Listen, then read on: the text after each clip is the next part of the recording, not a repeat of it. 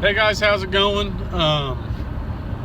Today I did the right hand side exhaust manifold on a 2007 F150 with the 5.4 Triton in it. It's the dreaded motor that has the exhaust leaks, and this one, he actually had the complaint of a horrible squealing noise under the hood. Now the first thing I did, I was like, well, usually it's a belt problem, so I popped off the belt, started it up, and it still squealed like a son of a bitch. So then at that point I knew, like, well, it's not a belt deal. I listened down there because you could hear it on the right side, put my head down in the fender, and it was something down there, and sure enough, it was the exhaust manifold.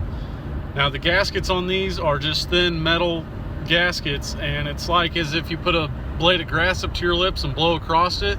It makes a high-pitched squealing noise, and that's what this was doing. And you could also put your hand over the end of the tailpipe and it would really make it squeal. Now, no one likes doing these exhaust manifolds because of the broken studs, nuts rounding off, you know, it's just endless things. I had pretty good luck with this one. This truck's got 133,000 miles on it, and only one stud was broke, and I didn't break any off. That one was already broke off. The easiest thing to do is take off the two 21 millimeter nuts on the passenger side motor mount, and get a axle jack, like a screw jack, put it up underneath the crank and jack it up. That'll give you a lot more clearance to get that manifold out. And also with now some people say you don't have to take out the starters. That was the first thing I did, was I took out the starter, and you'll see in the video the top bolt's kind of a pain to get out, but you'll see in the video the easiest way to get that top bolt out. So the top three tricks would be to if you lift up the motor by taking out the motor mount bolts, you can just take the manifold out straight up if you get it up high enough. And if you can't get it up high enough, if you have the starter out, you have a lot more room to bend that manifold straight up and get it down out of there.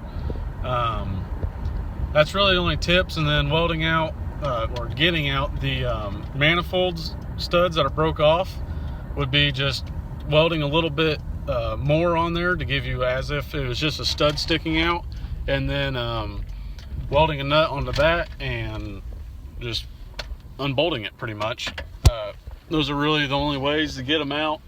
They are, and there's nowhere to park around here. They're a real pain, but that's the best way to do it. Please stay tuned for more videos. I got a lot of videos I'm going to be putting up here in the next couple of days, and hope you guys enjoy. I'll see you in the next video.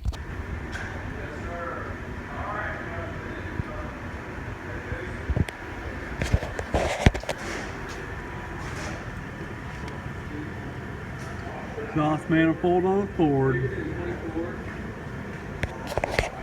I'm putting this manifold in, you got to jack up your engine, and then it's a lot easier to move that manifold right up through where the starter goes.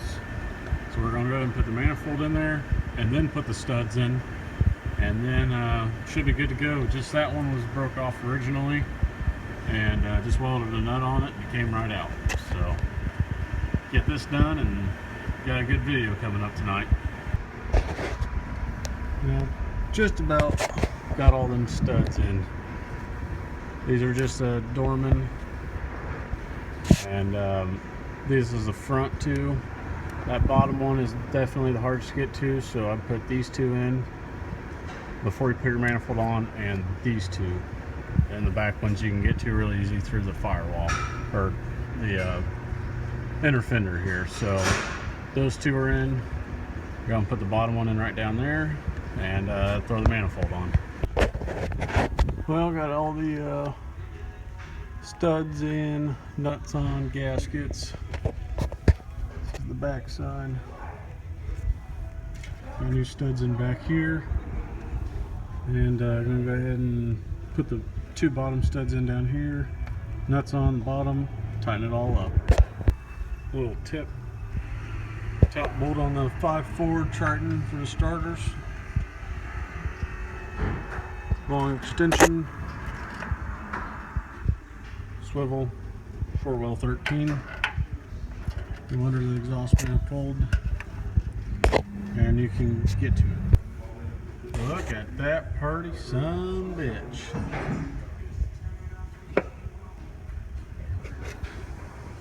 Ooh.